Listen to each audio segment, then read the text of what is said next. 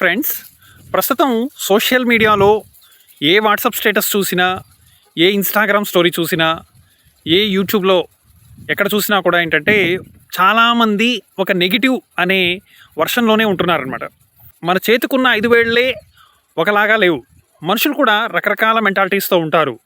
జీవితం అంతా చదివేసినట్లు, అన్నీ మనకే తెలుసన్నట్లుగా బిహేవ్ చేస్తూ అందరూ చెడ్డవాళ్లే, ఎవ్వరూ మంచివాళ్ళు లేరు, ఎవరిని నమ్మకూడదు, అంతా ఒంటరిగానే ఉండాలి, ఇక జీవితమే లేదు అనే వర్షన్లో చాలామంది ఆలోచిస్తూ ఉంటారు.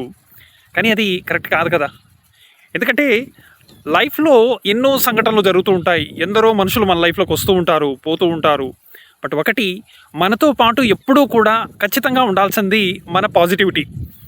కొందరికి స్టార్టింగ్లో మనం నచ్చచ్చు, కొందరికి నచ్చకపోవచ్చు. వాళ్ళకి నచ్చలేదు, వాళ్ళు మన లైఫ్లో నుంచి దూరం అయిపోయారు. అంత మాత్రాన అదేమీ పెద్ద నేరమైతే కాదు.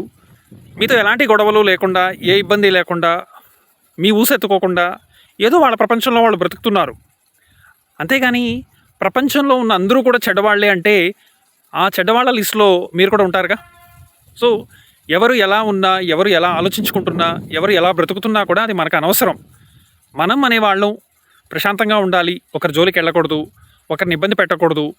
మంచిగా సానుకూలంగా భగవంతుడు ఈ 24 గంటలు నన్ను చాలా బాగా చూస్తున్నాడు, నాకు మంచి లైఫ్ ఇచ్చాడు అని పాజిటివిటీతో కనుక బ్రతకగలిగితే, ఉన్న దాంట్లో అడ్జస్ట్ అవుతూ నెగిటివ్ని దూరంగా పెట్టగలిగి పాజిటివ్కి దగ్గరగా ఉండి భవిష్యత్తు అందంగా ఉంటుంది, నాకు భగవంతుడు తోడున్నాడు అని కనుక ఎవరైతే అనుకుంటారో వాళ్ళ లైఫ్ ఖచ్చితంగా సూపర్బ్గా ఉంటుంది.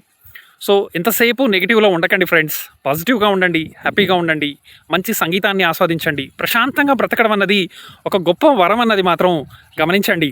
ఈ వీడియోని మీకు తెలిసిన వారందరికీ కూడా షేర్ చేయండి. Always be positive every minute of time. Thank you.